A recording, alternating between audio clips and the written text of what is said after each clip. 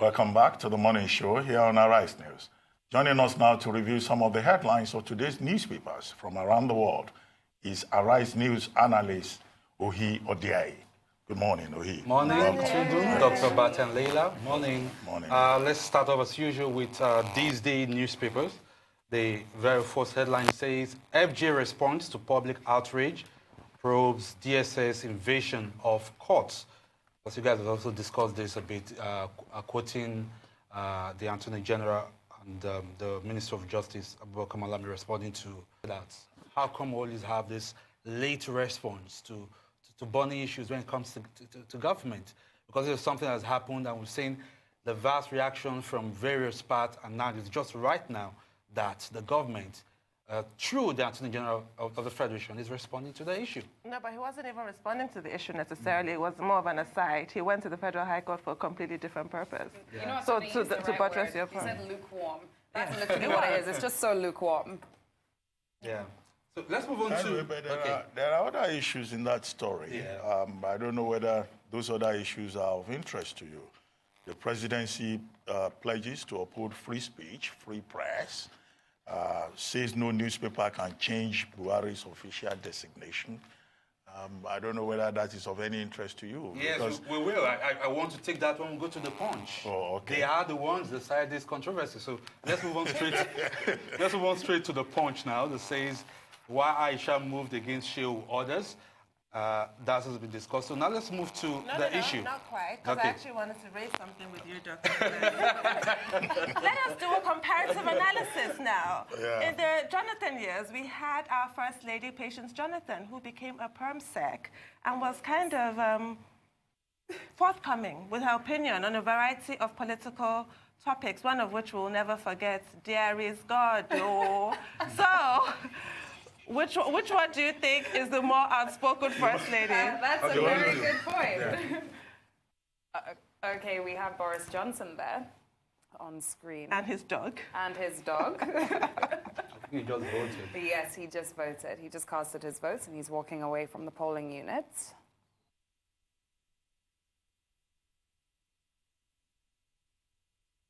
So we're watching his retreating back.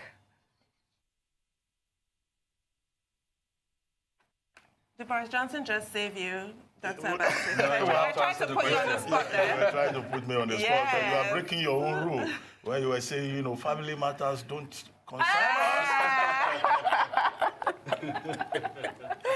But in any case, we've seen them all. You know, First Ladies, each person with his or her own style. But the point we made earlier on when we discussed the subject is that, look, private matters should be private. You know, national issues are more important to Nigerians. And family squabbles should be restricted to the other room. And pillow talks, you know, in the other room, we don't want to know. No. Their marriage is their business. Okay, let's stay on the Punch, the issue Dr. Batu raised a short while ago. The top corner says, Buhari's title, no law states how a president should be addressed, says the NBA. Of course, the Punch is moving on with that story, and they were able to interview a couple of prominent Nigerian lawyers, from Femi Falana to Ebunolu Adeguruwa to GT Ogunye, and those stating that really there's no law that states that they can address the president with whatever title that they want to address the president. Because also on the flip side, the other lawyers are also against what the Punch has done. So let me have your takes. Let me start with Tundu. Right. Okay. I think the Punch really wrote this very powerful editorial, and what was more interesting to me was the response from the presidency, which addressed everything but the facts. So the Punch went into facts and gave reasons for the conclusion that they came to, that they're going to give him this title that he has shed years ago. But it was interesting to me, and it's always interesting generally, whenever in an argument you don't present a counter-argument. When you try to resort to taking the moral high ground, it says to me that your position is rather weak, because what I would have expected was to take each one of the points and dismantle them. It goes to show that the presidential spokesperson could not, and had to resort to, well, during IBB's time, you didn't call him this, and really, that's not the point. That wasn't the point. It was. So for me, that showed that there was really no leg to stand on there. Dr. Batu, the editorial was so poignant that we had two responses from the two presidential spokespersons. Well, I mean, that's most unusual. Yeah. And it says something about, the system that they seem to be running.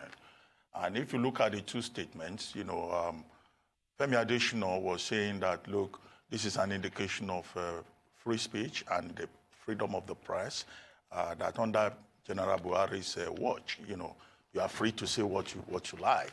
But about 2 hours later, Garuba Shehu, issued his own statement, which was more detailed. And it was, more or less taking a different position. That Punch cannot say that, he's a major general. You recall that in 2015, when President Buhari assumed office, Garuba Shehu had issued a statement saying that, the president should be addressed as president and commander-in-chief of the armed forces. That was his preference. But, one, I think it's untidy that two different statements came out of the presidency. It looks like, there is no defined position, taken, or maybe one of them was speaking in his personal capacity, which I doubt, because the statement by Femi Adesina was titled by presidency. The one by Garuba Shehu was titled State House Press Release. Usually any statement from that department, and I was head of that department for 4 years, it's always State House Press Release. Of course, you are speaking for the president. Now, the second part of it is that when General President Buhari is referred to as a major general, there's nothing defamatory in it. I mean, it's a title and a rank that he earned. Okay? Yeah, it's just that the suffix, you indicate retired. So it's not that it doesn't take anything away from him. And it's interesting that, Punch, after Punch, another online newspaper, I think the Signal, also announced that, they will not address him as Major General, that they will start referring to him henceforth as a dictator. Okay? That, you may take issues with, because that's, a form of characterization. The Major General, nothing wrong with it. But however, what we have seen, from Punch is a protest against the style, the ways, and the activities of the president, and his administration. And I mean, it's quite a very courageous editorial. Yesterday when I said, well, I hope they will be mindful of the backlash, you had said, no, we shouldn't worry about any backlash. And some people have been speculating in the media that, well, we have not seen the end of it yet, beyond the statements issued. But I think it's a very courageous editorial. It's very well written, it's bold, and it's backed up with facts and figures. I would have expected, that the statements from the presidency will have addressed some of those issues. The issues were not addressed. It was just freedom of speech, this and that. When this happened, Punch did not react. No. As expected. Yeah, I hope they will still get around to it and do something more robust for record purposes. Leila? I think what's so important here with what the Punch did is they reminded everyone that the media have a certain level of freedom that we are not going to continue to allow the government to abuse. And they didn't just take a stand for themselves and what they as a body believe in, but they took a stand for every single Nigerian that right now is threatened by the threat towards our democracy that this government continues to show. And that is something that can't go unmentioned. That is so important, and it's symbolic. And I'm happy that there are other news agencies that also followed foot with what they believe in. It's okay to sit back and not do anything, but the fact that it's generated a ripple effect is what we wanted to see. The fact that it started conversation is what we wanted to see. And it's so important that they took that stand, because I don't think the government were expecting that. Certainly they were not, which is why they had a response that made absolutely no sense, because like my colleagues have said, it addressed everything but the point. And it just goes to show the kind of leaders that we have and the kind of federal government that's in charge right now. You can put out statements too, addressing everything but the actual points. Why? Because you do not have a point. The people have a point. You just don't want to listen to us, but we are not going to allow it to continue anymore. Okay, let's talk about another very important point as regards that editorial by The Punch. Maybe I put this to you, Tundo. The fact that they are now going to refer to the government of President Buhari as a regime. That's also another talking point. Yes, that's pretty shocking, because the regime is obviously, synonymous with the military takeover. We went to the polls just this year, and this is meant to be a democracy. So that's kind of, they really threw down the gauntlet. And unfortunately, the presidency has not picked it up and been able to rebut anything. Yeah, because in some of the arguments, Dr. Abate, the fact that, yes, he is a major general, so you can refer to him as a general, but referring to a democratic government as a regime? No, I think beyond the words, beyond the labels, the import of that editorial is what is important. Sure. It's clearly an expression of vote of no confidence in the Buhari administration. Secondly, it's a condemnation, as I said earlier, of the style and activities of the administration, backed up with facts and details. And then, of course, for effect, Punch put the editorial on the front page. So going forward, Punch has taken an editorial position. And, you know, the Buhari government can expect that they will get all kinds of criticisms from the Punch newspaper, from editorials to emphasis to opinion to materials that are even used from the public, you know, and that's an ideological, principled position that Punch has taken. Rather than say, oh, we will condemn Punch, we will go after Punch, because I imagine that within the system now, there will be a lot of people coming up with all kinds of speculations. Oh, we have to deal with them. Oh, we should punish Punch. And then there will also be mischief makers who will be blaming persons within the presidency. I imagine this is a very tough moment, you know, for Garuba Shehu and Femi Adesina, who is the head of the team, because mischievous persons will go to the president and start telling him, you know, we've been telling you, sir, these boys are not managing the media well. You know, it's standard practice in the villa to look for scapegoats. So it will be, you know, an opportunity for the media managers of the president to engage Punch, you know, and to see how they can deepen, you know, their relationship with the media. It's important. And it won't just be Punch, because other newspapers and other news agencies are also following suit. So they better just prep up for what's coming. We're going to take a short break now. We'll be back with more on the news headlines. Stay with us.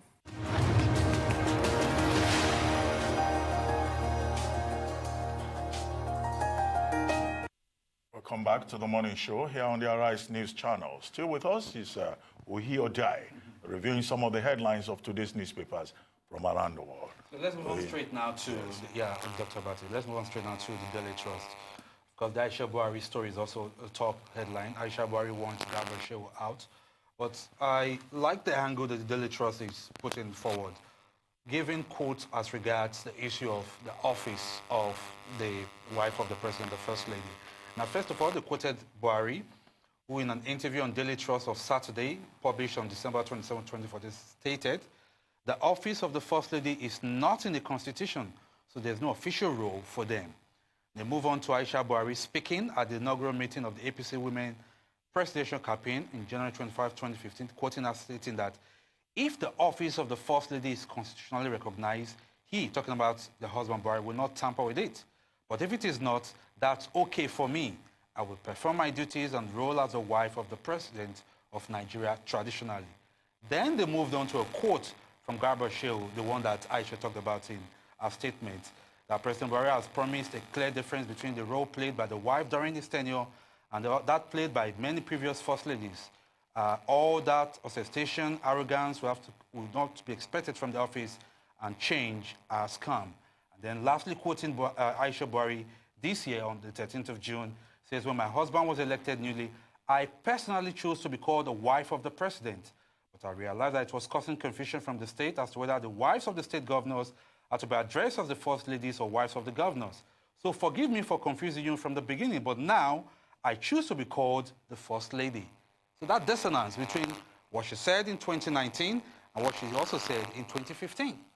I love the way they laid that out, just like you said. But we have to say that President Buhari then was reacting against the broad criticisms of Patience Jonathan and her excesses, always in the media, very public, and people reacted against it. I remember the social media that some people are trying to control now was sort of, it all went viral, that President Buhari said that there will be no office of the First Lady. That alone won him quite a few votes in 2015. So what people were looking for, because he's known for this sort of ascetic, sort of monastic approach to life. He's very simple, no frills. We were looking towards that on every level. So on some level, he has to deliver on that promise, whereas his wife, and also balance his wife's needs, because she mentioned recently in that TVC interview, she mentioned that she does not have a budget. So these are the things that are niggling at her. But this was a campaign promise of your husband. So really... When talking about campaign promise, you will recall that, ahead of the elections in 2015, President Buhari also promised that he will not go abroad for medical checkup. He did, didn't he? That is like everybody in Nigeria. He also promised that he will sell off the presidential fleet. He that did. he will not use a presidential jet. He did. So that is what so got much him to vote. for promises. Because we thought, yes, it's going to be really stripped down, no frills. President Buhari is known for... monastic. He lives in his farm in Dara with a few cows. He's a man of simple taste. So this is what we wanted. That is literally what he sold to us, this idea of I have nothing. I'm just simple, there's nothing here. Anti-corruption, anti-corruption, anti-corruption. No. Okay. Let's move on to The Guardian. Of course, still leading with that story on Aisha Buhari. Cracking presidency as Aisha Buhari lashes out. But let's pay attention to the headline story at the bottom. The states... No state government can alter minimum wage law, FG declares. The Guardian, quoting the Minister of Labour and Employment, Dr. Chris Igige, was stating that it's been signed into law, so no employer in the country has any other choice than to pay the specified 30,000 naira minimum wage. Yeah. Minister is correct. Yes. Because it's a law, and for you to change it, for you to disobey it, you have to go and amend it first. Go back to and National the Assembly. states cannot do that. And you will recall that organized labor had said that if any state government violates the law, they will provide the necessary support for the workers in that state to take the state government to court, because it will be a matter of violation. But the controversy that has not been resolved at the state level so far is the issue of consequential adjustment. And I don't think any state has disagreed, openly with the payment of the basic minimum wage, which is 30,000 naira as agreed. In some states, like Lagos, I think Lagos has even offered more than 30,000 naira, 35,000 naira. So it's absolutely correct. No, but the argument, Yes. you rightly mentioned Lagos, Rivers, Bayelsa, the Ori State. Yes. Or can Kaduna started paying. Yeah, but can a state like Osun, for instance, be able to afford to pay that amount? They don't Because have the to. argument... It's not the law. Yeah. So they have to generate income. This is the issue. It's the laws. They don't have a choice. But where I was making a point when this argument came up was that I wish that state governments were more involved in the dialogues that were going on before conclusions. But they don't, I don't think, but if they were, right, let's say, for example, you have 36 states and it comes out that out of those 36 states, a good 70% are not able to pay 30, but relatively we can look around, let's say 25. For example. But they weren't involved. They had a whole year to deliberate. They had the tripartite committee for 1 year. All those issues... The Nigerian Governors Forum. Yes, all those issues must have been raised there. They had a whole year. So now they've got to pay. Yeah. Let's move on to Daily Independent. The story of Aisha also dominating the headlines. But let's pay attention to the bottom headline that says, Akpabio pulls out of senatorial rerun. I think that's a smart move by him, the Minister of Niger Delta, pulling out of the senatorial rerun. He has a bird in hand, so why go for the one that is very likely to lose out from? And from Daily Independent, let's move straight to Daily Sun. As usual, the tabloid manner says, ripples as Aisha Buhari bumps Daura and Shehu. They also have the story as regards Akpabio pulling out of the Akwa Ibom Senate rerun. Moving straight now to the Nigerian Tribune, which is something I know Trudy is also passionate about. Of course, we'll be discussing this issue, but at the end of the day, the point you rightly made, the fact that how does this put food on the table for the average Nigerian? So the top headline for the Tribune says... food on the table? No, this argument, this drama, how does that have to do with the... Yes, exactly. An essential commodity. Exactly. That is what Nigerians care about. The top headline for the Tribune states, no money, no healthy food for 44% Nigerians in 12 months. Can you imagine? And this is according to a report by the Nigerian Household, which is linked to a report done by the National Bureau of Statistics. These are the issues that need to be dominating the front pages, not this Thank fact. you. Yeah. When we were recently warned, and we covered it this week, that Nigeria could soon be home to 25% If you don't want it to report it, don't let it happen. if it happens, the newspapers will carry the story. So this is the point. It should not happen. It should not happen. Because these are the issues that we need to all be discussing. I mean, we covered a story this week on the fact that Nigeria may soon be home to 25% of the world's most poor people. And that is a statistic that we're not even talking about. You know, these are the things that we're talking about when we say, how does that affect the price of fish in the market? Exactly. Let's move on straight to the Vanguard. Chibu talked about food. Now the Vanguard is focusing on employment. And the top headline says, Senate to the federal government declare emergency on unemployment. And this was according to a motion moved by the former Deputy Senate President Ike Ekoremadu, who was quoting the Labour Minister, stating that unemployment rate would hit 33.5% by 2020 in Nigeria, stating that the federal government should declare emergency on unemployment now and even think of paying living stipends to unemployed Nigerians. This is of deep concern because we talk about insecurity. This is just making it quite clear what an issue this is. But then didn't the federal government say they're going to pay 5,000 naira to the unemployed? What happened to the 5,000? Oh, no, it was, from the Abacha loot of $350 million, they signed an MOU. We saw a bit of it, the build-up to the election, the trader money. The BBC did a report and it did nothing. What can anybody do with 5,000 naira? Thank you. It's not throwing money at the problem. We paid. often throw money at every problem in Nigeria. And the Senate, has been talking a lot about emergency. Only last week, the Senate President Ahmed Lawan, at a roundtable on the power crisis in the country, said that there should also be an emergency in the power sector, declared by the federal government. There is no aspect of Nigerian society or, environment that you look at that does not require emergency. Exact education. But the important thing is that, I guess government itself realizes the problem. On unemployment, you recall that the president, after his election, had made a point about creating jobs. Is it, how many jobs per annum? 10 million jobs? 10 million, no, 10 million? No, it's lifting 10 million out of poverty. Out of poverty, yes. But he has also addressed the issue of unemployment. But it's not a responsibility only for the federal government. No, state government. State governments, too, must become centers of productivity. Which is why they I don't see enough productivity at the state level. Because what's scary is even looking at the underemployment statistics that are on the front page of the Vanguard today, and it's like no one's potential is maximized anymore. This is the issue. That's what the issue is. So even if you have a job, where's the job satisfaction? Exactly. It's really, really worrying. Exactly. Sure. But it won't happen overnight. No, It's just something that has to be addressed. So finally, let's take the foreign paper, The Scotsman. We had to go through this decision day in the UK, and we had to see the... Thank you very much. Ohi. Thank you very much.